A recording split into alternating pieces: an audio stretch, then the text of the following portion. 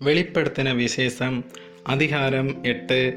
அவர் 7ஆம் முத்திரையை உடைத்தபோது பரலோகத்தில் ஏறக்குறைய அரை மணி நேரம் அளவும் அமைதல் உண்டாயிற்று. பின்பு தேவனுக்கு முன்பாக நிற்கிற 7 தூதர்களையும் கண்டேன். அவர்களுக்கு 7 எக்காளங்கள் கொடுக்கப்பட்டது. வேறொரு தூதனும் வந்து தூபம் காட்டும் பொற்கலசத்தை பிடித்து பலிபீடத்தின் படியிலே நின்றான்.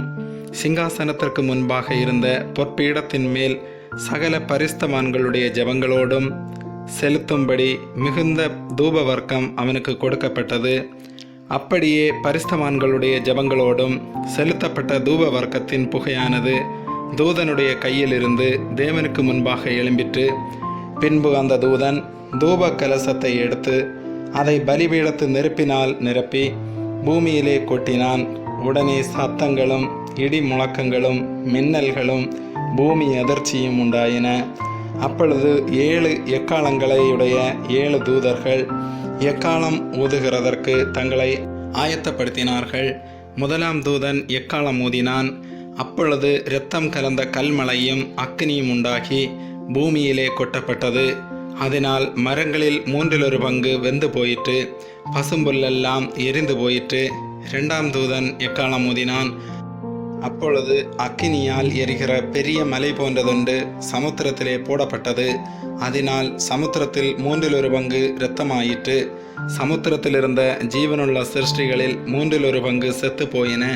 கப்பல்களில் 1/3 பங்கு சேதமாயிற்று. 3ஆம் தூதன் எக்காளம் ஊதினான். அப்பொழுது ஒரு பெரிய நட்சத்திரம் தீவெட்டியைப் போல எரிந்து வானத்திலிருந்து விழுந்தது. அது ஆறுகளில் 1/3 பங்கின் மேலும் நீரூற்றுகளின் மேலும் விழுந்தது.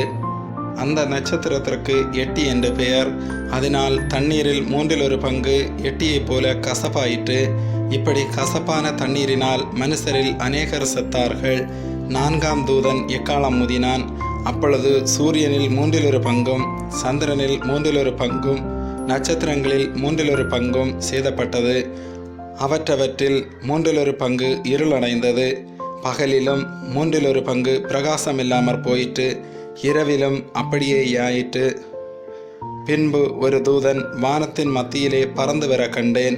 அவன் மகா சத்தமிட்டு, இனி எக்காளம் ஊதப் போகிற மற்ற 3 தூதருடைய எக்காள சத்தங்களினால் பூமியில் குடியிருக்கிறவர்களுக்கு ஐயோ ஐயோ ஐயோ, ஆபத்து வரும் என்று சொல்ல கேட்டேன். ஆமேன்.